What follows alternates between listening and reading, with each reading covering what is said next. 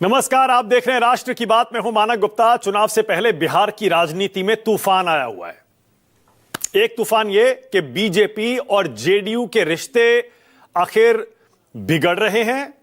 क्या BJP JDU को अपने साथ चुनाव से पहले रखना चाहती है? चुनाव के बाद नीतीश कुमार को फिर से मुख्यमंत्री बनाने को तैयार है, या फिर जैसा विपक्ष आरोप लगा रहा है, बहुत सारे विश्लेषक कह रहे हैं बीजेपी धीरे धीरे नीतीश कुमार को चुनाव से पहले ही साइड करने की रणनीति बना चुकी है। बयान पर बयान, पोस्टर पर पोस्टर, बुरी तरह से राजनीति बिहार की गर्म है। इसके ऊपर सी वोटर के एक सर्वे ने अलग सनसनी फैला दी है। सी वोटर का सर्वे कह रहा है कि मुख्यमंत्री के तौर पर पहली पसंद बिहार में इस समय नीतीश कुमार नहीं बल्कि तेजस्वी यादव है। हाल में सी वोटर ने एक सर्वे किया जिसमें साफ साफ पूछा गया लोगों से कि सीएम की पहली पसंद कौन, तो लोगों ने तेजस्वी यादव के लिए सबसे ज्यादा वोट दिए हैं। सर्वे की डिटेल बाद में, पहले आपको आज की अपडेट बना दूं। बीजेपी ने एक पोस्टर जारी किया। इस पोस्टर में नीतीश कुमार की तस्वीर नहीं है। बिहार में माना जा रहा है कि बीजेपी और जेडीयू में अब अंदरूनी खींचतान तेज हो रही है। डबल इंजन सरकार का नारा देते हुए बीजेपी पोस्टर रिलीज करती है और उसमें नीतीश कुमार की तस्वीर ही नहीं है। यह देखिए, यहां स्क्रीन पर आप ये पोस्टर देख सकते हैं। नरेंद्र मोदी की तस्वीर है। जरा फुल स्क्रीन दिखाइए ये पोस्टर। इस पोस्टर को फुल स्क्रीन दिखाइए जरा। यह देखिए जरा, इसमें नरेंद्र मोदी, अमित शाह, जेपी नड्डा और बिहार के बीजेपी नेताओं की तस्वीरें आपको दिखाई दे जाएंगी। लेकिन बिहार में डबल इंजन सरकार का नारा देने वाले बीजेपी के इस पोस्टर में नीतीश कुमार कहां है? जेडीयू कह रही है गठबंधन एकजुट है, कोई फर्क नहीं पड़ने वाला। अब जरा बयान देखिए। जेडीयू कह रही है पोस्टर से तस्वीर हटना कोई बड़ी बात नहीं है, हमारे कार्यक्रम में मोदी जी की तस्वीर नहीं होती, हम लोग पूरी तरह से एकजुट हैं, गलत धारणा बनाई जा रही है। ये बीजेपी का पोस्टर है तो वो अपने नेताओं की तस्वीरें जारी कर रहे हैं। कोई झगड़ा नहीं है, कोई खींचतान हमारे बीच नहीं है। लेकिन बीजेपी कैसे नीतीश कुमार पर फंसी हुई है हाल के दिनों, महीनों में, सालों में, आपको दो बयानों से समझाता हूं। अभी पिछले 2-3 दिन में ही नीतीश कुमार पर बीजेपी से पूछा गया कि किसके नेतृत्व में चुनाव लड़ा जाएगा, तो बीजेपी कहती है नीतीश कुमार के नेतृत्व में लड़ा जाएगा। फिर सम्राट चौधरी का बयान है, नीतीश सीएम चेहरा होंगे क्या वही सीएम बनेंगे चुनाव के बाद? इस पर जवाब दिया जाता है यह तो हमारा संसदीय दल तय करेगा, पार्लियामेंट्री बोर्ड, जो कि बीजेपी की हाईएस्ट डिसीजन मेकिंग बॉडी है।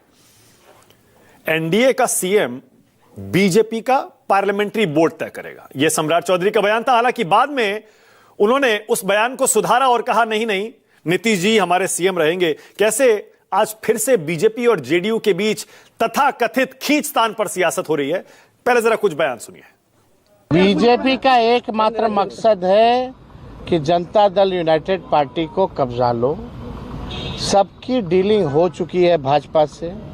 नीतीश जी का अब खेल ये लोग समाप्त कर रहे हैं। अब नीतीश कुमार जी दोबारा बिहार के मुख्यमंत्री नहीं बनने जा रहे। भाई बिल्कुल, हम मानते हैं कि 2025 विधानसभा चुनाव परिणामों के बाद एनडीए की सरकार बनेगी, मुख्यमंत्री जी के नेतृत्व में चुनाव लड़ेंगे और वो पुनः मुख्यमंत्री बनेंगे। देखिए, अत्यंत ही दुर्भाग्यपूर्ण है कि लालू प्रसाद जी का परिवार लगातार नीतीश कुमार जी को गाली देने का काम कर रहा है और नीतीश कुमार जी अभी और 15 साल काम करने वाले हैं, चिंता मत कीजिए। तो सम्राट चौधरी ने आखिरकार संसदीय बोर्ड तय करेगा से 15 साल और नीतीश जी काम करने वाले हैं, सीएम रहेंगे ये नहीं कहा, उन्होंने कहा 15 साल और काम करने वाले हैं। तो बीजेपी पसोपेश में लगती है। अब जरा वो सी वोटर का सर्वे आपको बता दूं जरा, जिसकी बिहार में आजकल खूब चर्चा हो रही है। हाल के दिनों में सी वोटर ने एक सर्वे किया जिसमें बहुत सारे सवाल लोगों से पूछे। पहला सवाल, क्या जनता नीतीश सरकार से खुश है? 50% लोग नीतीश सरकार से नाराज इस सर्वे में दिखाई दिए। 22% लोग बोले कि हम सरकार बदलना नहीं चाहते, जबकि 25% बोले हम ना नाराज हैं और ना ही हम बदलाव चाहते हैं। तो मतलब 50% लोग नाराज हैं को आप कैसे समझेंगे, यह आपके ऊपर है। अगला सवाल इस सर्वे में पूछा गया, क्या बिहार में जनता इस बार सरकार बदलेगी? 50% लोगों ने कहा हां, 47% लोगों ने कहा नहीं। तीसरा सवाल जो कि इस सर्वे का सबसे इंपॉर्टेंट, सबसे अहम सवाल, जिसकी चर्चा हर जगह हो रही है, और वो ये, सबसे पसंदीदा सीएम उम्मीदवार कौन? 41% लोग कह रहे हैं तेजस्वी यादव। नीतीश कुमार के लिए सिर्फ 18% लोग कह रहे हैं हां। 15% प्रशांत किशोर को अपना वोट दे रहे हैं, 8% सम्राट चौधरी को, और 4% कह रहे हैं चिराग पासवान। यह आंकड़ा देखिए, 41% का जो तेजस्वी यादव के पक्ष में आ रहा है सी वोटर के सर्वे में, इसी ने खलबली मचाई हुई है सबसे ज्यादा। बिहार के चुनाव में एक और आंकड़ा इस सर्वे में जो निकलकर सामने आया, वो भी आपको दिखा दूं। बिहार के लोगों से यह पूछा गया इस सर्वे में कि अगर आज दोबारा चुनाव हो जाए लोकसभा के तो क्या होगा? तो सर्वे यह कहता है एनडीए को 33 से 35 सीटें मिल सकती हैं 40 में से। पिछली बार 30 आई थी, इस बार 33 से 35 बढ़ सकती हैं सीटें। यानी सीएम के तौर पर तेजस्वी पहली पसंद, लेकिन अगर लोकसभा चुनाव हुए तो एनडीए की सीटें बढ़ जाएंगी और इंडिया गठबंधन का और बुरा हाल हो जाएगा। अब कैसे समझें इस आंकड़े को? यशवंत देशमुख मेरे साथ खुद जुड़ेंगे राष्ट्र की बात में। पहले आज का सवाल बता दूं, आपकी स्क्रीन पर आ रहा है। आज का मेरा पहला सवाल यही है, क्या नीतीश कुमार पर फंस गई है बीजेपी? और दूसरा, सीएम की पहली पसंद सर्वे में आखिर कैसे बन गए तेजस्वी यादव? क्या वजह है? तो आज राष्ट्र की बात में मेरे साथ सी वोटर के फाउंडर यशवंत देशमुख, सीएसडीएस से मेरे साथ देश के जाने माने सेफोलॉजिस्ट संजय कुमार आपकी स्क्रीन पर, और मेरे साथ 3 वरिष्ठ पत्रकार और राजनीतिक विश्लेषक। स्क्रीन के ऊपर यशवंत देशमुख के साथ आपको विनोद शर्मा दिखाई दे रहे हैं, और नीचे सतीश के सिंह और आशुतोष। आप सभी का स्वागत। यशवंत, आप ही से शुरू कर रहा हूं। ये कैसे तो चमत्कार जैसा हो गया, ये तेजस्वी यादव 41% लोगों की पहली पसंद कैसे बन गए यशवंत मुख्यमंत्री के लिए? कि नया कुछ भी आंकड़ा नहीं है, ट्रैकर में लगातार तेजस्वी यादव आगे ही बढ़े हुए हैं। ये हमने विधानसभा के परिप्रेक्ष्य में आंकड़े केवल इसलिए रिलीज किए क्योंकि जब अभी हमारा एमओटीएन आया था, जिसका आपने एक हिस्सा अभी दिखाया लोकसभा के परिप्रेक्ष्य में, जिसमें एनडीए को बढ़त की बात हुई, तो उस एमओटीएन, चूंकि इंडिया टुडे के साथ एमओटीएन साल में 2 बार आता है और दोनों बार उसका कंटेक्स्ट जो होता है वो लोकसभा चुनाव का होता है। तो जब वो आंकड़े आए थे तो बहुत सारे लोगों ने विधानसभा के परिणाम के कयास लगाने शुरू कर दिए थे उन आंकड़ों के ऊपर। तब भी हमने कहा था विधानसभा और लोकसभा दोनों अलग अलग चीजें हैं, इसलिए बहुत जरूरी था कि हम विधानसभा के परिप्रेक्ष्य में भी आंकड़े दें कि जो लोकसभा की बात है वो अलग है, विधानसभा की बात अलग है। लोकसभा आज भी चुनाव हो तो बीजेपी और उसके सहयोगी दल आसानी से 35 से ऊपर सीटें आराम से जीत सकते हैं, कोई उसमें संदेह नहीं। नरेंद्र मोदी वहां पर सबसे बड़ा उनका ट्रम्प कार्ड है, इसमें कोई संदेह नहीं। लेकिन जहां तक विधानसभा चुनाव की बात है, ये 2 दूनी 4 इतना सहज नहीं है। विधानसभा चुनाव के मद्देनजर नंबर 1 पसंद वहां पे तेजस्वी यादव इस समय बने हुए हैं। नीतीश कुमार का ग्राफ बहुत तेजी से गिरा है और लगातार गिरता ही जा रहा है। वो इसको आप कह सकते हैं अनपॉपुलैरिटी की तरह से मैं नहीं ट्रीट करता, मैं इसको एक फटीग की तरह ट्रीट करता हूं कि भाई है मामला, और उनका ग्राफ और लोकप्रियता का ग्राफ और उनकी सेटिस्फेक्शन रेटिंग जो है, ये दोनों ही चीजें लगातार पिछले कई सालों से धीमे धीमे नीचे आ रही हैं और लगातार गिरती जा रही हैं। ऐसे में अंत में वो अपने कोर वोटर के साथ में बसते हुए दिखाई दे रहे हैं। इस 18% में भी करीबन 10% लोग ऐसे हैं जो मूलतः भाजपा के सपोर्टर हैं। अगर आप केवल नीतीश कुमार की व्यक्तिगत पॉपुलैरिटी और व्यक्तिगत उसकी बात करें तो वो मामला दहाई के नीचे ही है, दहाई के ऊपर नहीं है। लेकिन वो दहाई महत्वपूर्ण है क्योंकि ये बात हम 10 सालों में बिहार में बहुत आसानी से देख चुके हैं कि बिहार में केमिस्ट्री नहीं, अरिथमेटिक चलता है। नीतीश कुमार उस दहाई के साथ में जिस तरफ जाते हैं वो चुनाव जीतता है। फिलहाल जो आंकड़े हैं वो यही कह रहे हैं कि तेजस्वी मुख्यमंत्री के रूप में पॉपुलर हैं। 40% के आसपास उनका और उनके गठबंधन के वोट, लगभग उतना आंकड़ा बना हुआ है। सीएम जो अभी हैं उनका आंकड़ा नीचे गया है, लेकिन इसका अर्थ ये भी नहीं है कि वो रेस के बाहर हैं और पूरी तरह से उनको आप राइट ऑफ कर दें, ये आप कतई नहीं कर सकते क्योंकि अंक गणित बिहार का वो अलग तरीके से चलता है। ठीक है, ओके यशवंत, बड़ा बुनियादी सा सवाल जहन में आता है ये आंकड़े देखकर और आपकी बात सुनकर, वो ये कि लोकसभा चुनाव हुए तो एनडीए की सीटें बढ़ेंगी, पर अगर विधानसभा चुनाव हुए तो तब क्या एनडीए जीतेगा या फिर तेजस्वी का जो ये 40-41% का आंकड़ा है ये इंडिया गठबंधन को, महागठबंधन को विधानसभा चुनाव जिता देगा? देखिए, अंक गणित की अगर आप बात करेंगे तो अगर चिराग पासवान और नीतीश कुमार ये दोनों एक साथ बने रहते हैं एनडीए के इक्वेशन के अंदर तो उनका अरिथमेटिक भारी रहेगा। प्लीज इस बात को बहुत क्लैरिटी के साथ में समझिए। लेकिन चढ़ता हुआ सूरज जो है वो तेजस्वी का है, और जोकर इन द पैक की तरह से आप मान लीजिए बिल्कुल ही अलग तरीके से बीजगणित का प्रश्न पत्र लेकर के जो आ गए हैं वो आपके प्रशांत किशोर हैं, क्योंकि वो बिहार में एक ऐसी अजीबोगरीब से फिनोमिना बन के उभर रहे हैं जिनका वहां की जातिगत राजनीति से कोई रिलेशनशिप नहीं है, जिनका वहां के स्ट्रक्चरल पॉलिटिक्स से कोई उनका आमना सामना नहीं लग रहा है। वो कुछ एक अजीब से फिनोमिना बन के उभर रहे हैं। नाराज वोटर्स का फिनोमिना आप मान सकते हैं। जो बीजेपी से नाराज है वो प्रशांत किशोर को जा रहा है, जो जेडीयू से नाराज है वो भी जा रहा है, जो तेजस्वी से नाराज है वो भी जा रहा है। तो एक अलग किस्म के, अलहदा किस्म के फिनोमिना की तरफ से वो उभर रहे हैं। अब यहां से अगर वो बढ़ के अपना ट्रैक्शन 20-22% तक खींच ले आते हैं तो एक बड़े प्लेयर की तरह उभर जाएंगे, किंग मेकर भी साबित हो सकते हैं। लेकिन अगर वो केवल वोट कटवा की तरह लोगों ने उनको साध लिया और चुनाव आते आते मामला उनका नीचे घसीट के जो है 8-9% पे आ गया, तो उनके लिए कोई बहुत ज्यादा मतलब यशवंत एक और बात ज़हन में, आप ये कह रहे हैं मतलब कि लोग चाहते हैं कि तेजस्वी सीएम बने 41%, लेकिन जरूरी नहीं कि वो तेजस्वी यादव की पार्टी और उनके गठबंधन के लिए वोट देकर ही आएंगे, शायद मजबूरी में उनको एनडीए के लिए वोट देना पड़ेगा। आप ये समझिए इसको इस तरह से कि तेजस्वी यादव को जो सीएम चाहता है वो वही लगभग वोट है जो कांग्रेस और आरजेडी और कम्युनिस्ट पार्टियों के गठबंधन का कोर वोट है। ओके 40% का जो आंकड़ा है उनके यहां पे इस बात की कोई गुंजाइश नहीं है, कोई कंफ्यूजन नहीं है कि वो किसको वोट दे रहे हैं और किसको सीएम चाहते हैं। ओके। दूसरी तरफ जो एनडीए की तरफ का जो अंक गणित है वो 50% का है। आप इसको इस तरह से समझिए, अंक गणित 50% का है, लेकिन उसमें सीएम बनाने के नाम पर कुल जमा 18% लोग नाम ले पा रहे हैं इस समय नीतीश कुमार का। ओके। तो सीएम वाला हिस्सा एनडीए की साइड का मामला पूरी तरह खिचपिच है, उनकी तरफ में कोई भी दिक्कत नहीं है उनको सीएम की चॉइस को लेकर। यशवंत, लेकिन अगर ये एनडीए के सीएम कैंडिडेट्स का आंकड़ा जोड़ दें, 18% नीतीश कुमार, 8% सम्राट चौधरी, 4% चिराग पासवान, तो ये तो 30% होता है। जी एग्जैक्टली यही मैं कहना चाह रहा हूं। इसका मतलब बहुत साफ है कि बहुतायत में एनडीए के जो वोटर्स हैं उनको कतई इस समय कोई मतलब न तो प्रेजेंट सीएम उनको समझ में आ रहा है और ना वो उसका कोई अल्टरनेटिव ढूंढ पा रहे हैं। इसलिए आप इसका दूसरा अर्थ ये भी लगा सकते हैं कि अभी तक का प्रशांत किशोर का जो भी ट्रैक्शन है वो एनडीए के खाते से आ रहा है। अभी उन्होंने तेजस्वी यादव के ट्रैक्शन में बहुत ज्यादा सेंध अभी तक नहीं लगा। यशवंत, आपका सर्वे इसका मतलब इस थ्योरी को बस्ट करता है कि ये प्रशांत किशोर को बीजेपी ने उतार दिया ताकि विपक्ष के वोट में बिखराव हो जाए, बंटवारा हो जाए। वो तो एनडीए का ही अगर वोट खा रहे हैं, इसका मतलब तो वो थ्योरी गलत हो गई।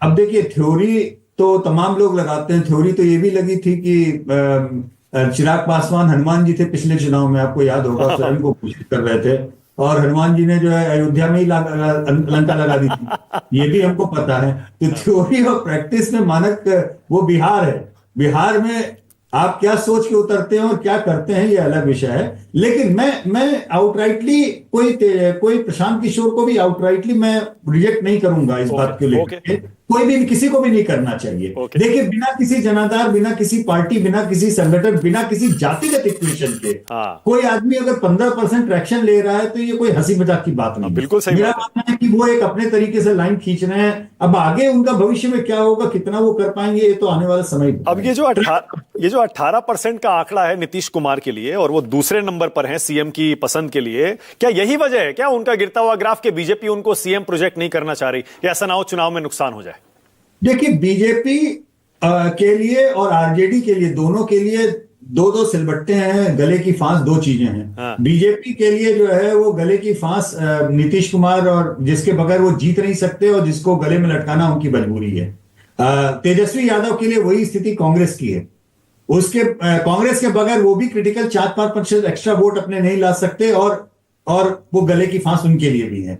तो इन दोनों ही को किस तरीके से, उपयुक्त तरीके से ये लोग इस्तेमाल भी कर लें और इस्तेमाल करने के अलावा उनके लिए वो घाटे का सबब ना हो, यही इलेक्शनरिंग, यही इक्वेशन इन दोनों को संभालना है। ओके, संजय कुमार। संजय जी, चुनाव में तो अभी 7-8 महीने बाकी हैं। ये जैसे आपने भी कई बार इस पर हमें अपनी रिसर्च के कुछ आंकड़े भी दिए कि बहुत सारे लोग जो होते हैं वो चुनाव से 6 महीने पहले, साल भर पहले अपना मन बना चुके होते हैं। तो इस स्टेज पर सर्वेज आपके हिसाब से कितने सही तस्वीर खींचते हैं? सही तस्वीर का क्या मतलब? यह है कि ये बता रहे हैं सर्वे कि चुनाव के नतीजे भी इसी तरह के होंगे अगर इसको हम सही मानते हैं तब ये सर्वे सही नहीं है। लेकिन क्या अगर सर्वे ये बताता है आज स्थिति क्या है, तो सर्वे बिल्कुल सही आकलन कर रहा है। सर्वे जिस समय की जो स्थिति होती है उसका आकलन करता है प्री पोल सर्वे, न कि ये एस्टिमेट करता है कि किस पार्टी के जीतने या किस पार्टी को कितने सीटें आने की संभावना है। ये काम सिर्फ एग्जिट पोल का होता है, क्योंकि जब एग्जिट पोल तब होता है जब चुनाव हो गए होते हैं, और उसके बाद ये नहीं कह सकते कि ये आकलन था, वो ये कह सकते हैं अब चुनाव वोट हो गया। तो सर्वे आज की स्थिति बता रहा है, लेकिन जैसा आपने भी कहा चुनाव जो शेड्यूल्ड है वो अक्टूबर के महीने में, अभी 5-6 महीने का समय बाकी है। चीजें बदल सकती है और बदलेंगी, काफी कुछ बदलता है चुनाव में। दिल्ली में भी हमने हाल ही में देखा कि चीजें बदली कैंपेन के दौरान, तो मुझे लगता है चीजें बदलने की पूरी गुंजाइश है। ठीक है। और आप संजय जी ये इन दो चीजों को कैसे देखते हैं कि मुख्यमंत्री के तौर पर तेजस्वी यादव 41% वोट ले रहे हैं, नंबर 1 पर हैं, जबकि आज लोकसभा चुनाव हुए तो एनडीए की सीटें और बढ़ जाएंगी, 30 से बढ़कर 33-35 भी हो सकती हैं। दो चीजें हैं। यशवंत जी ने उसको बहुत बखूबी एक्सप्लेनेशन दिया कि क्यों तेजस्वी का जो आकलन है, आंकड़ा जो है वो बहुत ऊपर है। अगर आप नीतीश कुमार से कंपेयर करें तो वो 18 पर है। मेरी भी यही धारणा है कि अगर आप यूपीए की बात करें तो वहां पे कोई कंफ्यूजन नहीं है। इंडिया गठबंधन में अगर सरकार बनती है तो एक ही उम्मीदवार है, तो उनके सारे जो वोटर है, प्रोस्पेक्टिव वोटर जो ये मन बना रहे हैं कि उनको वोट देंगे, उनके लिए तेजस्वी है। लेकिन इधर बीजेपी जो बड़ी पार्टी के जैसा उभर रही है, उभर चुकी है पिछले चुनाव में भी, उनके वोटरों के मन में इस वक्त मुझे लगता है नीतीश कुमार पहली पसंद बिल्कुल नहीं है। तो आप ये देख सकते हैं कि नीतीश कुमार को जो 18% मिल रहा है, ट्रैक्शन जो है, 18% वोट जो मिल रहा है, पसंद जो है, वो ज्यादातर वो जेडीयू के वोटर हैं। बीजेपी के वोटर अभी इस मामले में इस बात पर शायद चुप्पी साध रहे हैं। इस वजह से ये जो आंकड़े हैं, मतलब इस पर कोई हैरानी की बात नहीं है। लेकिन हाँ, जो लोकसभा के चुनाव हो जाएं तो क्या होने की गुंजाइश है, किस पार्टी को कितनी सीटें मिलेंगी, उसका एक्सप्लेनेशन तभी मिल सकता था अगर यही आंकड़ा विधानसभा के चुनाव के बारे में होता, तो हम रिलेट कर पाते कि क्या विधानसभा और लोकसभा में सचमुच दिल्ली में जैसा होता रहा है पहले वैसी स्थिति बन गई है, क्योंकि चीफ मिनिस्टर के रूप में तो पहली पसंद है। वोट के बारे में लोग क्या कह रहे हैं? बिल्कुल सही है, क्योंकि बीजेपी तो अब इस मॉडल पर भी चुनाव जीतने लगी है बिना सीएम का चेहरा प्रोजेक्ट किए। तो क्या वो चाहती है कि नीतीश कुमार के बिना ही इस चुनाव में जाएं? जेडीयू जाहिर है बीजेपी की इस तरह की मंशा से बेचैन जरूर होगी। विनोद शर्मा, आशुतोष, आपके पास थोड़ी देर में पहले सतीश के सिंह, क्योंकि बड़े दिनों बाद सतीश जी आज मेरे शो पर आए हैं, बिहार से आते भी हैं। सतीश जी, ये सर्वे के आंकड़े आपको हैरान कर रहे हैं या सब एक्सपेक्टेड लाइंस पर है सतीश जी? और क्या तेजस्वी यादव 41% के साथ आपको लगता है सिर्फ सर्वे ही नहीं, हो सकता है सीएम की रेस में भी आगे निकल जाए चुनाव में? देखिए, तेजस्वी यादव 20 में और हाल तक बहुत ऊपर चढ़ते जा रहे थे। लगता था कि नीतीश के उत्तराधिकारी होंगे, लेकिन पता नहीं, मुझे लगता है कि पिछले साल भर में क्या हुआ, लोकसभा चुनाव के बाद उनकी सक्रियता उतनी नहीं दिखी। तो जो उनके तेवर थे, जो उनकी उड़ान थी 2020 में, अचानक 1.5-2 महीना में लगा सीएम बन जाएंगे, इतना चुनाव प्रचार ब्रेंड किया, उसमें मुझे लगता है थोड़ा कमी आई। तो बाकी तो सर्वे की जहाँ तक बात है, मुझे तो लग रहा है कि यशवंत राजनीतिक विशेषज्ञ के रूप में ज़्यादा बात कर रहे हैं। अब हमको उनके ऐसे भी मैं मानता नहीं हूँ ये सब सर्वे वर्वे। हमारे ख्याल से जो वहाँ की बात है बिहार की, वो इस तरह से, जो मैं समझता हूँ, मैं भी गलत हो सकता हूँ, नीतीश के स्वास्थ्य पर प्रश्न है। अगर नीतीश का स्वास्थ्य ठीक है और भाजपा की मंशा और क्या कहते हैं महत्वाकांक्षाएं अपना सीएम बनाने का है, और अगर उनका स्वास्थ्य ठीक है, क्वेश्चन मार्क, तो फिर तो भाजपा की जो उम्मीदें हैं वो धरी की धरी रह जाएंगी। तो बाय डिफ़ॉल्ट हो सकता है कि तेजस्वी को वो ताज हो सकता है मिल जाए। लेकिन अगर आप गठबंधन के ख्याल से कहेंगे तो जैसा लोकसभा चुनाव में हुआ, उससे कोई INDI या महागठबंधन का कोई बहुत उभार हो गया है, उड़ान हो गया है, ऐसा मैं नहीं मानता हूँ। तीसरी बात कि जो निशांत फैक्टर नया आ गया बिहार की राजनीति में, तो बहुत सारे युवा तुर्क सब बन के आगे निकल रहे थे, कुछ परिवार से, कुछ ऐसे जिसमें पीके भी हैं। वो भी न्यू एंट्री, हालांकि वो भी यूए में जाने जाएंगे राजनीति के हिसाब से। और निशांत फैक्टर क्या करता है ये बड़ा महत्वपूर्ण है। क्या जेडीयू उनको होइस्ट करती है, ऊपर बढ़ाती है? क्या नीतीश जी निशांत के नाम पर कोई बीजेपी से समझौता करते हैं? ये सारा ये तो इसलिए कह देना कि अभी क्या हो रहा है बिल्कुल मुझे लगता है प्री मैच्योर है। अभी तो महाकुंभ में सब लोग नहा धोआ के आए हैं स्नान करके, तो अभी वो खुमार भी भाजपा में है, लेकिन वहाँ देखना पड़ेगा आपको कि प्रयागराज के महाकुंभ से आके जो हिंदुत्व का लोग कहते हैं प्रयागराज हुआ, तो उससे आके फिर जो बिहार में जो जातियों का जो महाकुंभ है उसमें कब वो लोग जाति में तो लौटिए जाते हैं। तो अभी हम नहीं कह पाएंगे।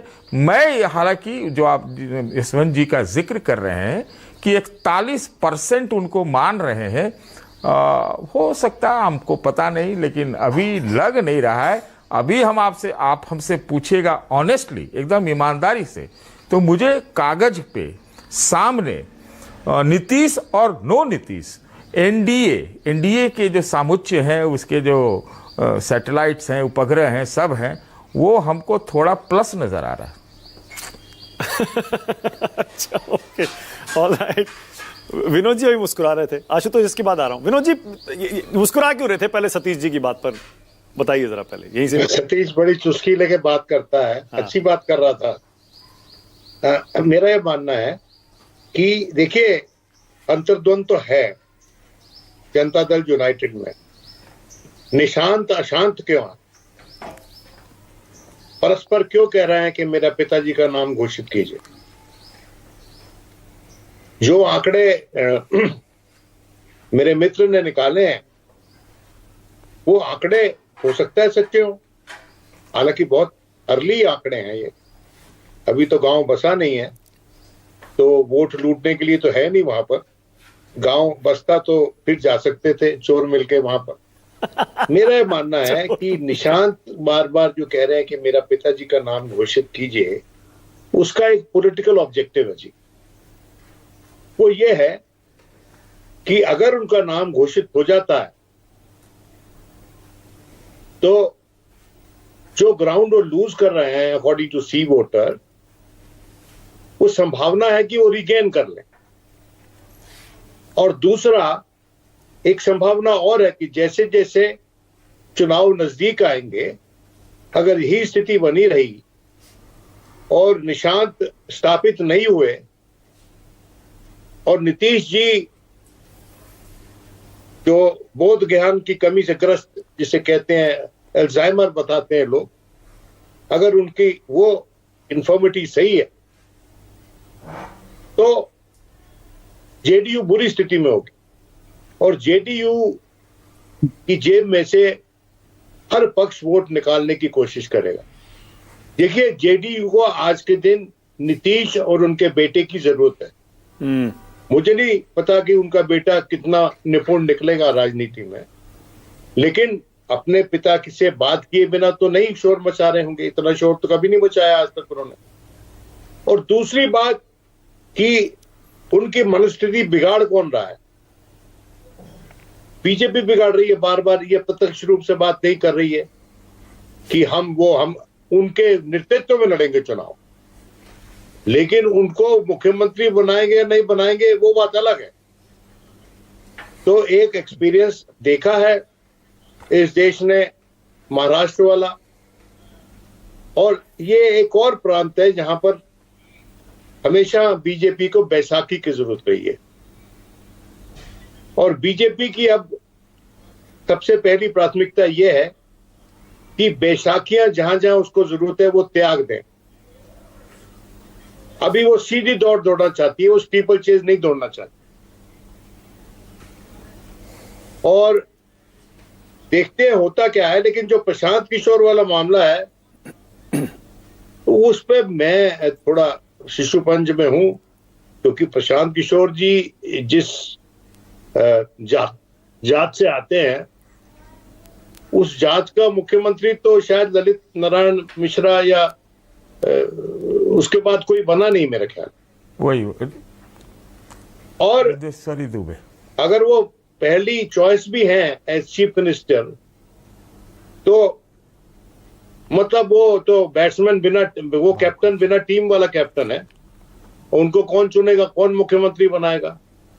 तो किसकी तरफ से आपने जो कहा वोट काट रहे हैं या नहीं काट रहे हैं, देखिए प्रशांत किशोर बड़े एम्बिशियस आदमी हैं, बहुत स्मार्ट आदमी हैं और जमीन जानते हैं बिहार की, और उन्होंने मार्च की है काफी लंबी।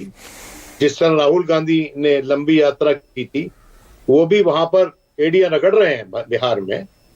तो हो सकता है उनको उसका कुछ फायदा हो जाए, लेकिन उनका फायदा जो है वो किसका नुकसान है? वो बीजेपी का नुकसान है अगर वो फॉरवर्ड कास्ट का वोट लेंगे। और मुझे नहीं लगता कि नीतीश के जिंदा रहते, जिनके साथ उनके संबंध बहुत कलिष्ठ हो गए, बड़े खराब हो गए थे, एक समय में तो दोनों इकट्ठे डबल्स खेलते थे, अब एक दूसरे के विरोध में खेल रहे हैं, और तेजस्वी के चलते उनकी कोई संभावना है। रही बात बीजेपी के भीतर भी बैकवर्ड कास्ट के लोग हैं, जो डिप्टी चीफ मिनिस्टर है, क्या नाम है उनका, मैं भूल गया नाम, वो उसी जात से आते हैं जिस जात से नीतीश बाबू हैं। तो बात यह है कि वो जो कास्ट का समागम है, वो कास्ट किस तरफ बैठेगा, ये तो नजदीक आ जाएंगे इलेक्शन, जब भी पता चलेगा। लेकिन अभी के दिन जो नीतीश का जो कॉनेंड्रम है, जिसको अंग्रेजी में कहते हैं पहेली, वो पहेली सुलझानी होगी। और अगर नहीं सुलझाएंगे तो उसका नुकसान एनडीए को होगा। ओके। क्योंकि प्रचार उनकी तरफ से क्या होगा कि इन्होंने वही किया हमारे साथ जो इन्होंने महाराष्ट्र में और दूसरे अलाइज के साथ किया। तो बड़ी मछली छोटी मछली को खाती है, ये सिंड्रोम जो है, ये कभी कभी बड़ा सेल्फ डिफीटिंग हो जाता है और हार का कारण बन जाता है। ठीक है, ओके, ऑलराइट। आशुतोष, पहले तो ये बीजेपी वाकई नीतीश कुमार पर बहुत बुरी फंस गई है क्या? क्योंकि एक तरफ वो उनको सीएम प्रोजेक्ट नहीं कर रही, दूसरी तरफ उसे पता है कि लोकसभा में उनके साथ मिलकर जीत के आए हैं और विधानसभा में तो नीतीश की और ज्यादा जरूरत है। फंसे हुए हैं बिल्कुल। मानक, अगर आपकी इजाजत हो तो मैं थोड़ा आंकड़ों पे बात कर लूं, क्योंकि मुझे यशवंत का जो आंकड़ा है उसमें काफी दम नजर आता है और इसके कारण है।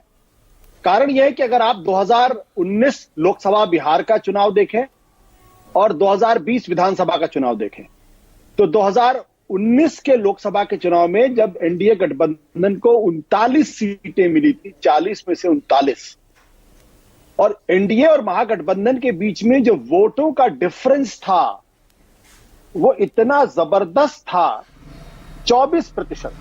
अगर मैं समझ पाया हूं तो एनडीए को मिला था 54.32% वोट और यूपीए को मिला था 3.76%। 24% का फर्क अपने आप में बहुत जबरदस्त फर्क होता है। लेकिन जब विधानसभा का चुनाव हुआ तो पता क्या हुआ, दोनों गठबंधनों के बीच का डिफरेंस 0.06%। ये 24% मेल्ट कहां कर गया और क्यों मेल्ट कर गया? एक 7-8 महीने के अंदर या 1 साल के अंदर क्यों मेल्ट किया? अब अगर इसको जक्स्टापोज करते हैं आज के डेटा के साथ, 2024 लोकसभा का चुनाव एनडीए को मिलता 47.23% वोट, यूपीए को मिलता 39.21% वोट, यानी 8% का गैप है। तो अगर 24% मिल्ट करके 0.06% में आ जाता है, और उस बार किसी ने महागठबंधन को कुछ नहीं क्रेडिट दिया था, आखिरी के 1 हफ्ते के अंदर चुनाव बदला था जब तेजस्वी यादव ने नौकरी की बात की थी, 5 लाख नौकरियों की बात की थी। तो मैं क्यों ना मानूं कि 8% का जो इस बार का गैप है वो चुनाव होते होते फर्क पड़ जाएगा। तो इसलिए जो डेटा आ रहा है, इस डेटा में हो सकता है प्लस माइनस कुछ हो सकता है, एक अलग तरीके का प्रश्न है। और एक बात जो याद रखनी चाहिए, पिछली बार तेजस्वी यादव को किसी ने भाव नहीं दिया था, मीडिया में भी नहीं दिया था, और उनके सामने थे नरेंद्र मोदी। 303 सीट लेकर आए थे लोकसभा के चुनाव में, और जनता दल यूनाइटेड के नीतीश कुमार, और दोनों पे भारी पड़ रहे थे तेजस्वी यादव। ये आंकड़े कहते हैं, मैं नहीं कह रहा हूं, ये आंकड़े कह रहे हैं। तो वैसी स्थिति में अब तो 5 साल की राजनीति तेजस्वी यादव ने देख ली है।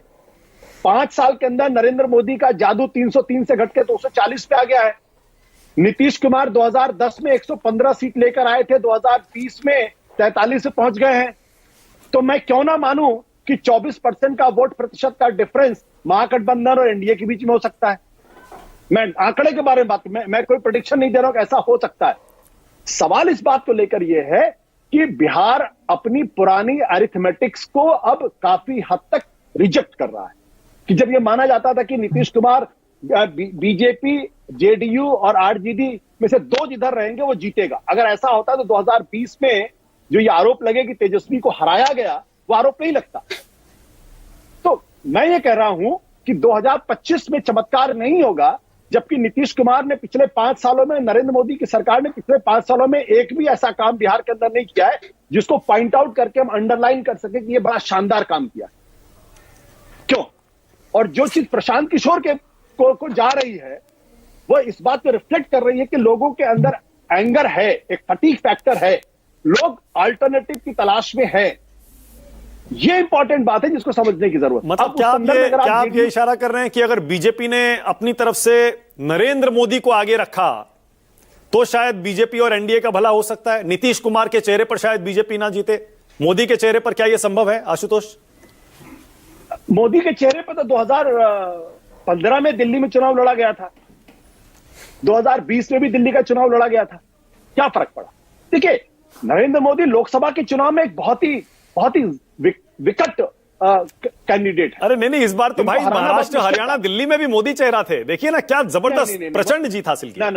ना तो हरियाणा में नरेंद्र मोदी का चेहरा था, ना महाराष्ट्र के अंदर नरेंद्र मोदी का चेहरा था, ना दिल्ली के अंदर नरेंद्र मोदी का चेहरा था। बीजेपी ने अपनी रणनीति में बदलाव करके संगठन पर फोकस किया और संगठन को नरेंद्र मोदी के साथ खड़ा करके करने की कोशिश की। ये नहीं तो जिस तरीके से हरियाणा में नरेंद्र मोदी ने कहा था कि मुझे वोट दीजिए, जिस तरीके से कर्नाटक में नरेंद्र मोदी ने कहा था मुझे वोट दीजिए, वो आवाज हरियाणा से भी गायब थी, वो आवाज महाराष्ट्र से भी गायब थी, वो आवाज दिल्ली से भी गायब थी। ठीक है ना? तो अब नरेंद्र मोदी के नाम पर वोट नहीं पड़ता विधानसभा के चुनाव में, ऐसा तो आरएसएस खुद मान चुका है अपने मुखपत्र में। तो हम क्यों मान के चलेंगे नरेंद्र मोदी के नाम पे वोट पड़ेगा? अगर 303 सीट लाने वाला प्रधानमंत्री 2020 के विधानसभा चुनाव में फ्लॉप हो जाता है तो 2025 में 240 सीट लाने वाला प्रधानमंत्री कैसे सफल हो जाएगा? ये मैं अरिथमेटिकली बात कर रहा हूं। जमीन पे क्या राजनीति हो रही है इस लिहाज से तो देखिए, आपको महाराष्ट्र का रिजल्ट देखना पड़ेगा। लोकसभा में क्या हाल हुआ एनडीए का, और विधानसभा में क्या जबरदस्त चुनाव पलटा। महाराष्ट्र में बीजेपी और वहां पर एनडीए ने देखा क्या हाल हुआ। वहां एमवीए, महाविकास आघाड़ी कहीं दिख ही नहीं रहा है। हाँ, तो ये बिहार में फ्लिप हो गया तो क्या होगा फिर? अगर महाराष्ट्र में ये फ्लिप हो गया तब तो महागठबंधन की सरकार बनेगी। जो महाराष्ट्र में अगर हुआ, अगर वो बिहार में होगा तब तो महागठबंधन की सरकार बनेगी। मैं नहीं कह रहा हूं महागठबंधन की सरकार बनेगी, मैं नहीं कह रहा हूं बीजेपी की सरकार बनेगी। मैं सिर्फ ये कह रहा हूं कि आंकड़ों की नजर में अगर आज देखें तो जेडीयू और बीजेपी एनडीए गठबंधन डिफेंसिव है और चांसेस इनके ज्यादा लग रहे हैं। मैं सिर्फ आंकड़ों की बात कर रहा हूं। ओके। और क्या बीजेपी नीतीश कुमार को कमजोर भी करना चाहती है क्या? जैसे मैंने कहा फंसी हुई है बीजेपी, वो बहुत सारी चीजें एक साथ करना चाह रही है। वो चाह रही है सबसे बड़ी पार्टी भी बन जाए, वो चाह रही है उसका सीएम भी बन जाए, नीतीश कुमार की सीटें उतनी ना आए जिससे उनका सीएम वो आसानी से मान ले, सरकार भी आ जाए। नीतीश माना अगर दिल्ली के अंदर अरविंद केजरीवाल के खिलाफ 10 साल में एंटी इनकम्बेंसी हो सकती है, उनकी पार्टी हार सकती है। 10 साल केंद्र के अंदर नरेंद्र मोदी के खिलाफ एंटी इनकम्बेंसी हो सकती है, वो बहुमत का आंकड़ा नहीं पा सकते हैं। तो नीतीश कुमार में ऐसे कौन से सुरखाब के पर लगे कि 20 साल सरकार में रहने के बाद उनके खिलाफ कोई एंटी इनकम्बेंसी नहीं होगी? मेरा मानना है कि आज की तारीख में नीतीश कुमार बिहार में बीजेपी के लिए एक लाइबिलिटी है। जितना बेहतर हो बीजेपी अपनी तरफ से नेतृत्व को आगे करे, अपने नेतृत्व में चुनाव लड़े, जेडीयू के साथ गठबंधन करे, उतना ही बेहतर होगा। पर हाल में लोकसभा चुनाव में तो 40 में से 30 जीते हैं बिहार में आशुतोष एनडीए, नीतीश और मोदी का चेहरा आगे रखे।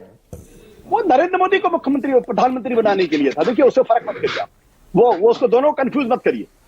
लेकिन उसमें भी वोट परसेंटेज गिरा है। जैसे दिल्ली के चुनाव में, लोकसभा के चुनाव में अगर आप, मैं खैर दिल्ली से तुलना करना ठीक नहीं होगा, मैं कह रहा हूं कि खुद बिहार के लोकसभा के चुनाव में Bharatiya Janata party lead NDA गठबंधन 54 से घटक के 47 पे आ जाती है, अगर उसकी तुलना हम 2019 और 2024 की करें तो। ओके यशवंत, क्या वाकई मोदी को अब विधानसभा चुनाव में वोट नहीं मिलता क्या, जैसे आशुतोष कह रहे हैं? हाल के विधानसभा चुनाव के नतीजे तो बम बीजेपी है। आशुतोष ने ये कतई नहीं कहा कि पहले मोदी को विधानसभा में चुनाव में वोट मिलता था और अब मिलना बंद हो गया।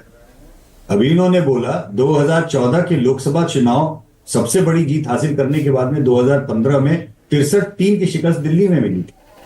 तो ये बात अपने दिमाग से निकाल दीजिए कि विधानसभा और लोकसभा चुनाव के मैंडेट एक जैसे आ रहे हैं या लोग अलग अलग वोट देने का इतिहास नहीं है भारत में। बिल्कुल है, क्लैरिटी के साथ में।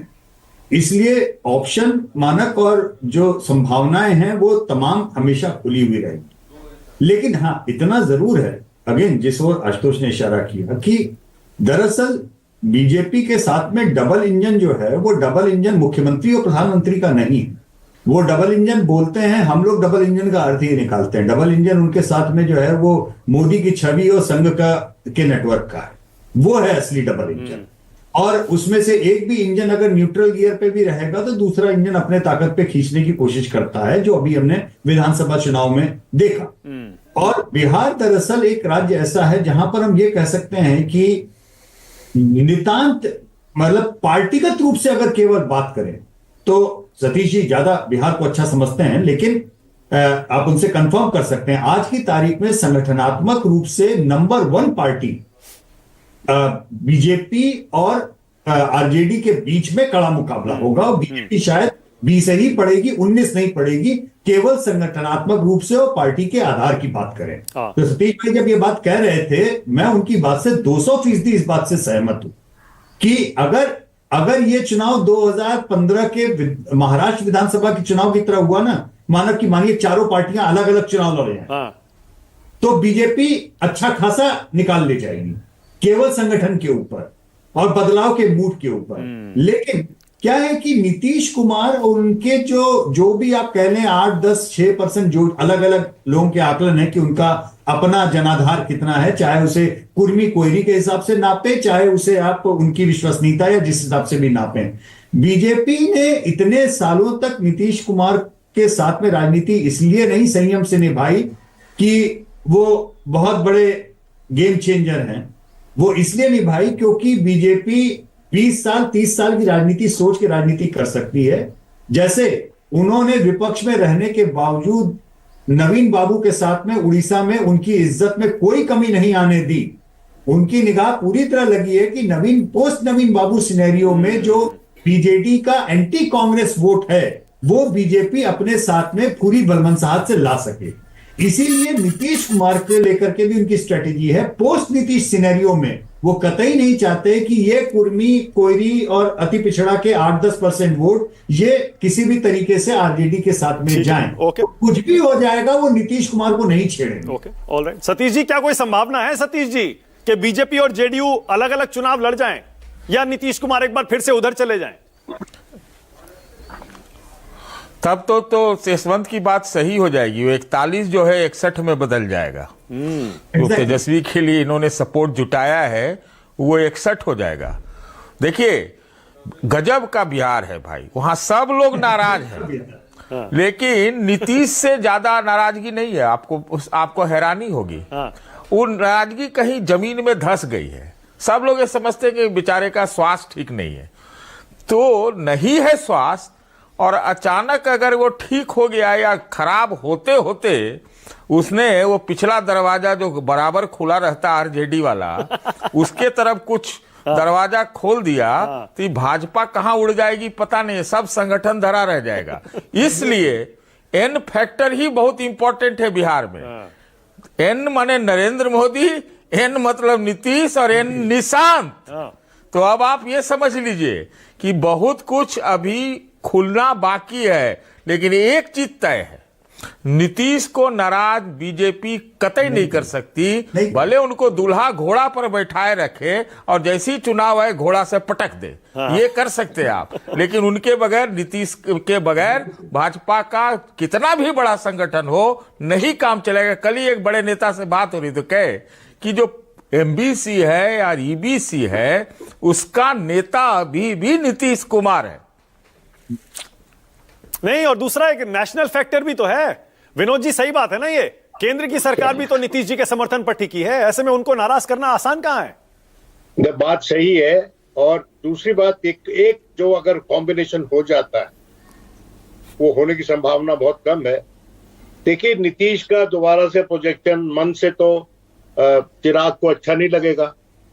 चिराग ने संधि कर ली है नीतीश के साथ, लेकिन जो चिराग ने नीतीश के साथ किया और जो नीतीश ने चिराग के साथ किया, उसका खलल तो लंबा चलने वाला खलल है ना। तो मेरा यह मानना है कि अगर फुल ब्लोन प्रोजेक्शन हो जाता है निशांत का, नीतीश के बेटे का, और उसकी जो क्या कहते हैं उसको, उसकी जो ट्रांसफर ऑफ लेगेसी को एक स्वरूप दे देती है जनता दल यूनाइटेड, और कम से कम प्रॉमिस कर देती है कि ये अगला नेतृत्व, अगला चेहरा हमारा ये है, तो जेडीयू में जान पड़ सकती है। क्योंकि मैं देख रहा हूं कि निशांत जो है उसमें अपने बाप की साधना है, और उसमें संयम है अपने बाप का, कम शब्दों में बात करते हैं और सधी हुई बात करते हैं। नीतीश शुरू में चमके क्यों लालू के मुकाबले? लालू जी तो फटाफट बोलते थे, लालू जी का तो वर्बल डायरिया था। जो नीतीश थे वो बहुत कम बात करते थे, और जब भी बात करते थे पते की बात करते थे। और मैं एक समय पे मानता था कि कोई आदमी, कोई व्यक्ति जो दो टूक सटीक जवाब दे सकता है माननीय प्रधानमंत्री को भी, और उस वक्त एक दूसरे के विरोध में थे। मुझे याद है तक्षशिला और नालंदा का जो बात हुई, वो उसमें उन्होंने ऐतिहासिक तौर पे भी उनको करेक्ट किया। तो नीतीश का अपना एक रुआब है वहां की राजनीति में, पढ़ा लिखा व्यक्ति है। और जब पहला इलेक्शन जो लड़े थे तो लोग कह रहे थे बाढ़ से हार जाएंगे। मुझे याद है मैं गया था वहां पर, तो वहां मैंने लिखा था कि वो जीतेगा। तो बहुत 1-1.5 साल बाद उनका फोन आया कि भाई तुम ही अकेले थे जिसने लिखा था मैं जीतूंगा, बाकी तो सब लिख रहे थे कि मैं हार रहा हूं। तो मैंने कहा जी मेरा तुक्का लग गया, औरों का नहीं लगा। लेकिन नीतीश जो है वो आसानी से बात भूलता नहीं है, अच्छी या बुरी बात। और नीतीश से ज्यादा स्ट्रॉन्ग एडवर्सरी आपको नहीं मिल सकता। अगर आप उसके साथ बदतमीजी करेंगे, is very proper, he wants proper to be corrected, dealt with properly, और इसलिए बीजेपी को बड़े ध्यान से उसके साथ टाइम खत्म हो रहा है आशुतोष, जल्दी से आप कुछ कहना चाह रहे थे। अगर उसने अंत्यतो का तो कुछ बोल दिया कि मेरी बेइज्जती हुई है या आई हैव बीन ह्यूमिलिएटेड, तो फिर उनको भारी पड़ जाएगा बीजेपी को। इसलिए he has to be handled with kid glove. Absolutely. हाँ आशुतोष, जल्दी से कुछ कहना चाह रहे थे आप।